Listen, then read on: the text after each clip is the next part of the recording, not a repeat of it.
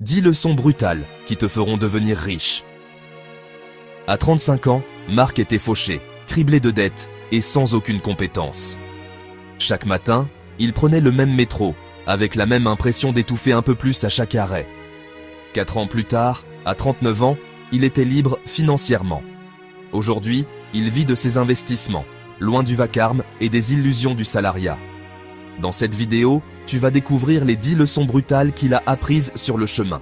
Celles qui transforment un esprit dépendant et docile en un esprit libre, lucide et souverain. Mais attention, parce que la première et les 2 dernières leçons risquent de te déranger. Elles ont blessé son ego, avant de lui rapporter ses premiers 100 000 euros. Tu gagnes exactement ce que tu mérites. Et c'est ça le problème. Tu peux blâmer ton patron, ton diplôme, ou même le système. Mais à la fin, ton compte en banque ne ment pas. Il te dit, froidement, la valeur que le marché t'accorde. Et c'est là que la plupart des gens décrochent. Parce qu'ils veulent croire que l'argent récompense la sueur, pas la compétence. Qu'en travaillant dur, ils finiront, forcément, par y arriver.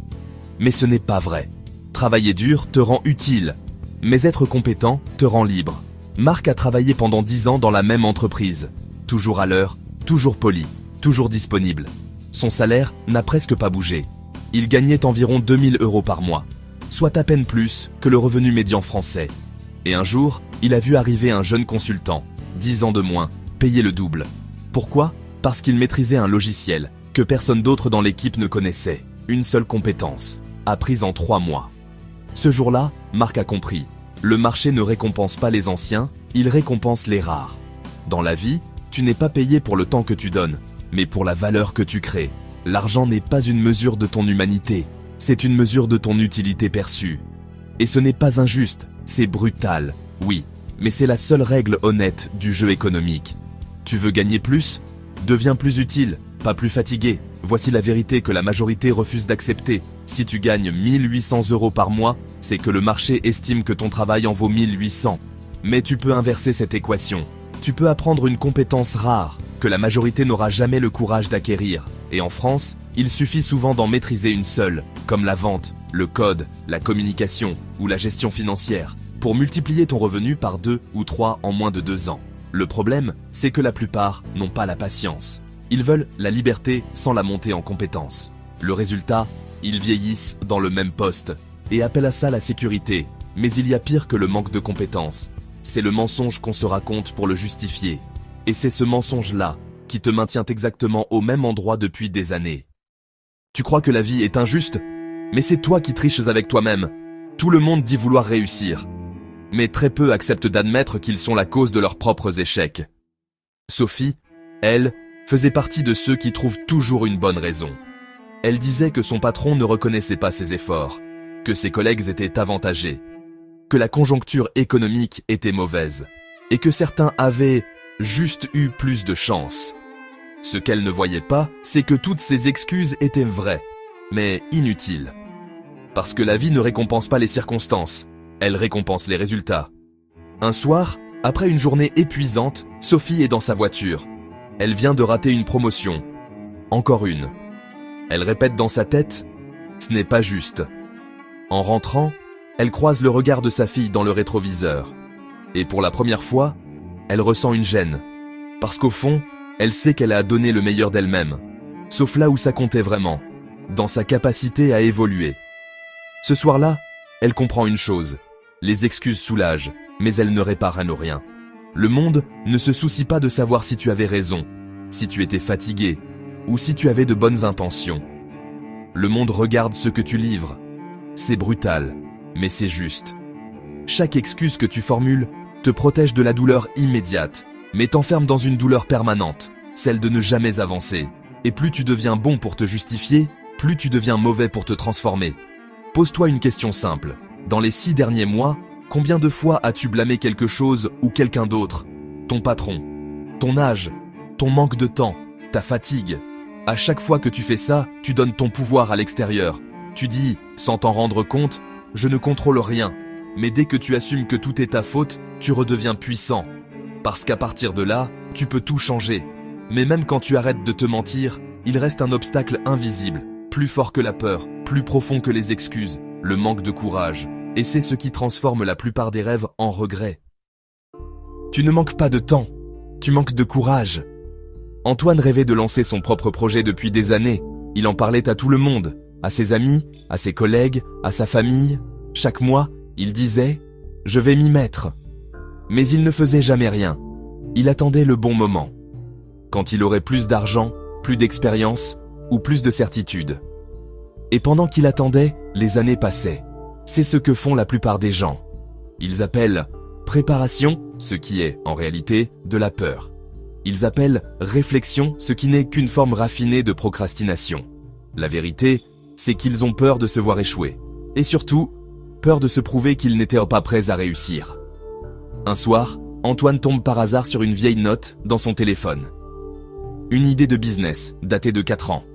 Il la relit et découvre que cette idée a depuis été réalisée par une autre personne.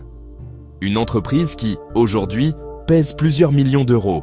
Il reste assis, dans le silence, le regard vide. Ce soir-là, il comprend une chose que personne ne lui avait jamais dite.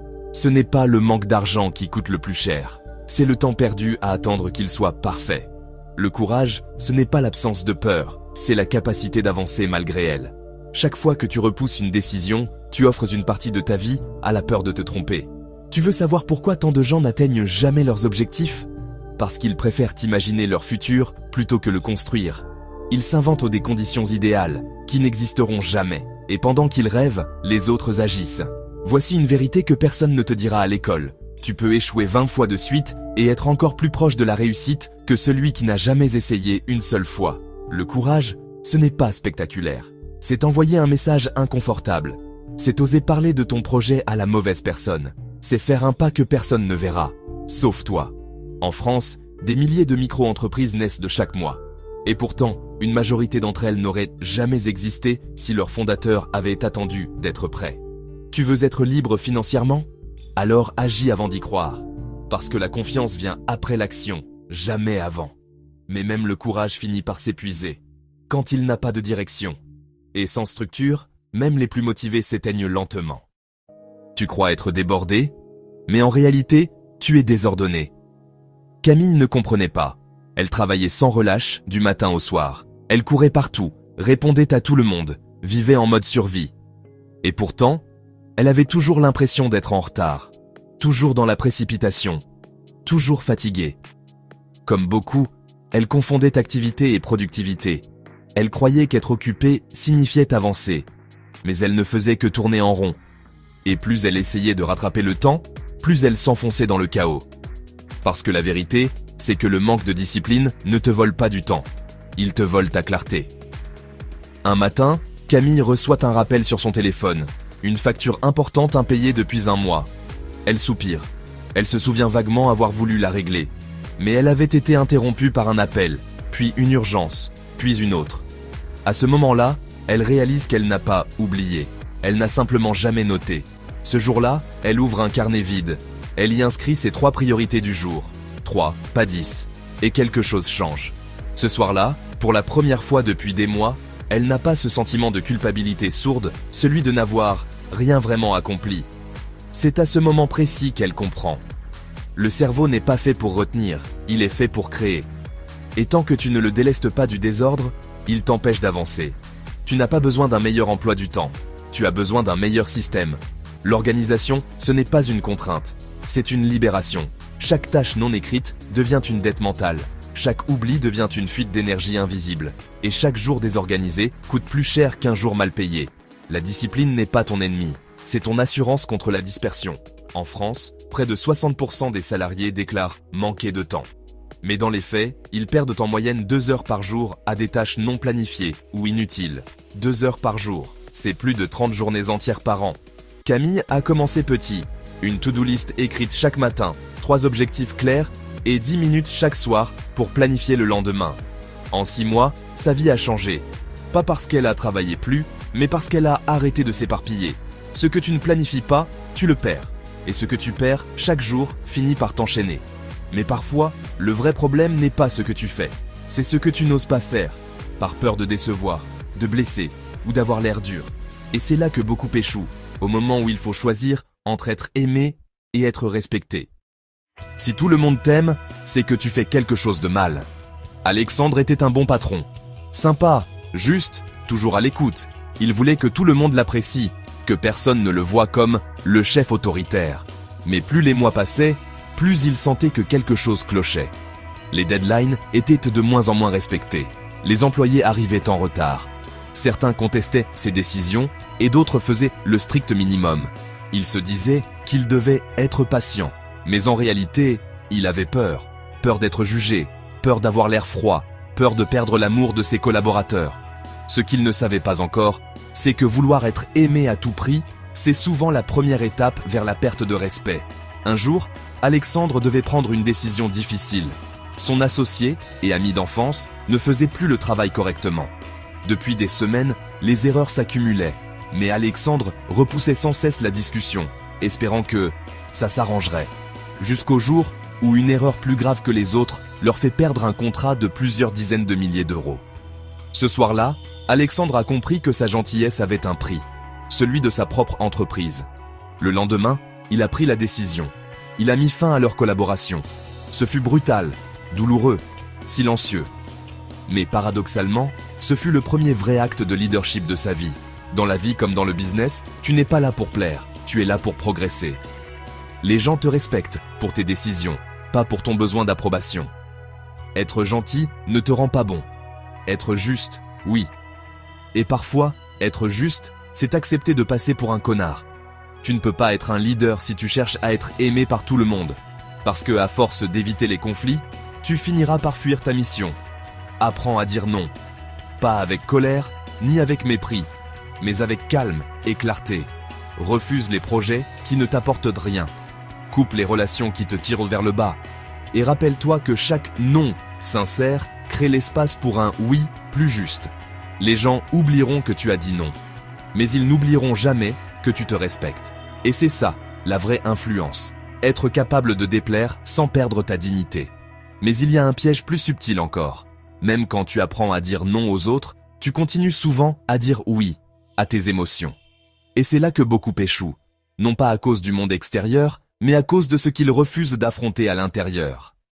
Ce que tu refuses de ressentir dirige ta vie sans que tu le saches. Nora était une femme brillante, organisée, disciplinée, ambitieuse. Mais malgré tous ses efforts, quelque chose clochait. Elle prenait des décisions logiques, qui finissaient toujours par la frustrer. Elle se lançait dans des projets qu'elle abandonnait au bout de quelques semaines. Elle faisait des plans parfaits, mais ne parvenait pas à les suivre. Et plus elle échouait, plus elle s'énervait contre elle-même. Elle se disait qu'elle manquait de motivation, mais en réalité, elle manquait de lucidité émotionnelle. Parce qu'elle avait oublié une chose essentielle. Tu ne peux pas contrôler ta vie si tu ne comprends pas ce que tu ressens. Un jour, Nora a tout arrêté. Elle s'est assise seule dans un café, sans son téléphone, sans musique, sans distraction. Et elle a commencé à écrire, pas une to-do list, mais une feel list. Ce qu'elle ressentait, sans filtre. La peur d'échouer, la honte de ne pas être à la hauteur, la colère d'avoir travaillé autant sans résultat, et surtout, cette fatigue intérieure de devoir toujours faire semblant d'aller bien. En se relisant, elle a compris quelque chose.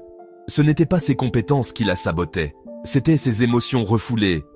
Ses peurs parlaient à sa place, ses frustrations prenaient ses décisions, et ses blessures écrivaient son avenir à sa place.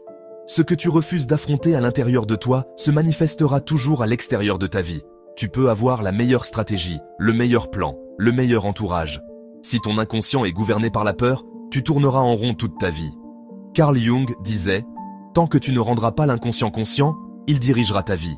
Et tu appelleras ça le destin. » La vraie discipline, ce n'est pas d'exécuter des actions parfaites. C'est d'observer honnêtement ce que tu ressens sans chercher à t'en protéger. La prochaine fois que tu procrastines, ne te demande pas comment faire. Demande-toi qu'est-ce que j'essaie d'éviter. La peur d'échouer? Le manque de confiance? La peur du regard des autres? Identifier l'émotion, c'est déjà la dompter. En France, plus de 50% des actifs déclarent se sentir épuisés émotionnellement. Pas à cause de leur charge de travail, mais à cause du poids des émotions qu'ils n'expriment jamais. Nora, elle, a commencé à faire une seule chose chaque soir. Noter les 3 émotions dominantes de sa journée. Pas pour se juger, mais pour comprendre ce qui l'a dirigée inconsciemment. En quelques mois, elle a vu ses décisions changer. et sa vie avec. Parce qu'on ne devient pas riche uniquement avec sa tête. On le devient d'abord avec sa lucidité intérieure. Mais comprendre tes émotions ne suffit pas. Parce qu'à un moment, il faut les confronter au monde réel. Et c'est là que la plupart échouent, au moment de vendre. Car vendre, ce n'est pas manipuler. C'est oser te confronter à la vérité, celle de ta valeur. Ce que tu refuses de vendre finira par t'être volé. Julien détestait vendre. Il trouvait ça malaisant, agressif, pas fait pour lui. Comme beaucoup de Français, il associait la vente à la manipulation. Alors, il a choisi la voie propre. Faire un bon travail, laisser ses résultats parler d'eux-mêmes et attendre que les opportunités viennent. Mais elles ne sont jamais venues. Pendant des années, il a regardé des gens moins compétents que lui avancer plus vite, signer des contrats, gravir les échelons, simplement parce qu'ils savaient se présenter, convaincre, proposer. C'est ce jour-là qu'il a compris. Ce n'est pas celui qui a la meilleure idée qui réussit, c'est celui qui ose la défendre. Un jour, Julien lance un petit projet personnel, une application pour aider les jeunes à mieux gérer leur budget. Il y met tout son cœur, toutes ses économies. Quand vient le moment de la présenter à des investisseurs, il panique, il repousse, il reformule, il corrige. Il veut que tout soit parfait. Résultat, une autre start-up avec une idée similaire présente avant lui et décroche le financement. Ce soir-là, Julien se rend compte qu'il a perdu non pas à cause de la concurrence, mais à cause de sa peur d'oser se vendre. Dans la vie, tu peux tout déléguer, sauf une chose, ta capacité à te défendre. La vente, ce n'est pas tromper. C'est traduire ta valeur dans le langage du monde. Et si tu refuses de vendre, le monde n'aura aucun moyen de savoir que tu existes. La plupart des gens échouent non pas parce qu'ils manquent de talent, mais parce qu'ils refusent de se confronter au regard des autres. Vendre, c'est se mettre à nu. C'est accepter d'entendre non. C'est prendre le risque de l'humiliation pour accéder à la liberté. En France, moins de 15% des actifs disent se sentir à l'aise avec la vente. Et pourtant, c'est cette compétence que l'on retrouve chez 100% des entrepreneurs à succès. Parce que vendre, c'est comprendre les gens. C'est savoir écouter leurs besoins, leurs peurs, leurs désirs. C'est transformer un rejet en apprentissage. C'est transformer un silence en stratégie. Julien a commencé petit. Chaque jour, il s'est fixé un défi simple. Appeler une personne, pitcher une idée ou présenter son projet à quelqu'un de nouveau. En 3 mois, il avait signé ses premiers clients. Pas parce qu'il était devenu un commercial, mais parce qu'il avait compris que la vente, c'est le courage de s'exposer. Mais même quand tu apprends à vendre, même quand tu maîtrises ton message, il reste un défi que très peu réussissent à surmonter, s'entourer des bonnes personnes. Parce qu'un bon vendeur peut bâtir un business, mais une mauvaise équipe peut le détruire. Tu crois que tu as besoin de monde autour de toi, mais c'est ton entourage qui t'empêche d'avancer. Claire n'aimait pas travailler seule. Elle voulait s'entourer des bonnes personnes. Alors, dès qu'elle a lancé son projet, elle a dit oui à tout le monde. Un ami pour le marketing, une cousine pour la communication, un collègue sympa pour la partie technique. Au début, tout semblait fonctionner. Mais au bout de quelques mois, plus rien n'avançait. Les réunions s'enchaînaient, les décisions s'effaçaient, les responsabilités se diluaient. Claire travaillait plus, gagnait moins, et passait son temps à réparer les erreurs des autres. Elle pensait qu'elle construisait une équipe. En réalité, elle portait un poids. Un soir, elle relit ses mails. 23 messages non lus, des excuses, des délais, des promesses vagues. Elle soupire, puis ouvre un ancien dossier, son premier business plan. Dans la colonne « Équipe », elle relit les noms. Elle réalise qu'elle les a choisis non pas pour leurs compétences, mais pour éviter d'être seule. Ce soir-là, elle comprend une vérité brutale. Mieux vaut marcher seul que s'enfoncer à plusieurs.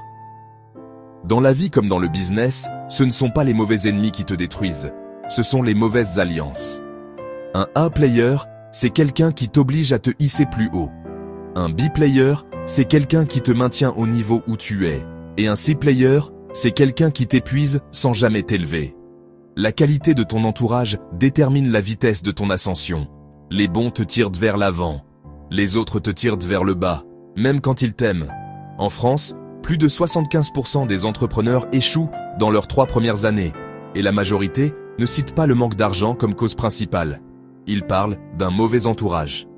Demande-toi, qui, dans ton cercle actuel, te pousse à grandir? Et qui t'empêche d'évoluer? Commence par éliminer les relations qui te coûtent plus qu'elles ne t'apportent. Et garde près de toi ceux qui te dérangent parce qu'ils t'obligent à te dépasser. Tu n'as pas besoin d'une grande équipe. Tu as besoin d'une équipe exigeante. Mais même entouré des meilleurs, un danger invisible continue de rôder. Ce n'est plus ton entourage qui te freine, c'est ton confort. Et c'est souvent au moment où tout commence à marcher que la flemme s'installe. Ce n'est pas la fatigue qui t'épuise, c'est la vie que tu refuses de vivre. Thomas avait tout ce qu'il fallait pour avancer. Un bon job, un bon salaire, un bon confort de vie. Mais à 32 ans, il avait cette impression étrange, celle d'être en pause. Il rentrait du travail, posait son sac, allumait Netflix et disait à chaque fois « Je me reposerai un peu, je le ferai demain ». Mais demain ne venait jamais. Les semaines passaient et avec elles, ses ambitions s'évaporaient lentement. Pas de choc, pas de crise, juste une lente anesthésie. Il se disait qu'il était fatigué. Mais en vérité, il n'était pas fatigué. Il était vidé de sens. Un dimanche soir, Thomas se surprend à faire défiler des vidéos sur son téléphone. 1 heure, 2 heures, 3 heures. Et soudain, il tombe sur une ancienne photo de lui, prise 6 ans plus tôt. Il avait les yeux brillants, un carnet plein d'idées, et cette conviction naïve qu'il allait changer sa vie. Il ferme les yeux et réalise brutalement, entre l'homme qu'il était et celui qu'il est devenu, il n'y a pas eu de défaite. Il y a eu une lente démission. Ce soir-là, il comprend. La flemme, ce n'est pas un manque d'énergie. C'est un refus de se confronter à sa propre déception. La flemme, c'est une illusion. Elle te donne l'impression de te reposer, alors qu'elle te prive de l'énergie que tu cherches à retrouver.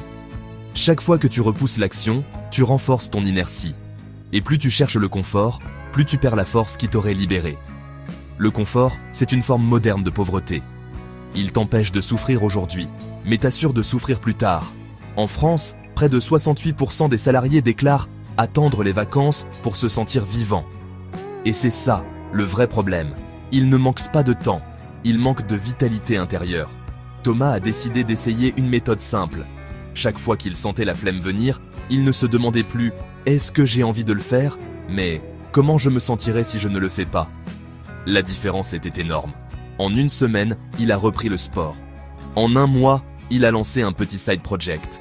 Et pour la première fois depuis longtemps, il s'est senti vivant. Parce que la discipline, ce n'est pas l'opposé du plaisir. C'est la seule forme durable de liberté. Mais il reste une dernière illusion. Celle que même les plus ambitieux finissent par croire, celle de penser qu'ils savent déjà. Et c'est ce piège invisible, celui de l'arrogance déguisée en certitude, qui fait tomber même les plus brillants. Le jour où tu croiras tout savoir, ta chute aura déjà commencé. Hugo pensait avoir tout compris. Après 10 ans de travail acharné, il avait réussi. Un bon revenu, une entreprise qui tournait, une équipe solide. Mais à mesure qu'il avançait, quelque chose en lui s'est figé. Il écoutait de moins en moins, il doutait de moins en moins, et il apprenait de moins en moins. Jusqu'au jour où une erreur de jugement, minuscule en apparence, lui a coûté des centaines de milliers d'euros. Pas à cause d'un mauvais produit, pas à cause d'un marché instable, mais à cause de son propre aveuglement. Il avait cessé d'apprendre. Un matin, Hugo participe à un séminaire qu'il jugeait inutile.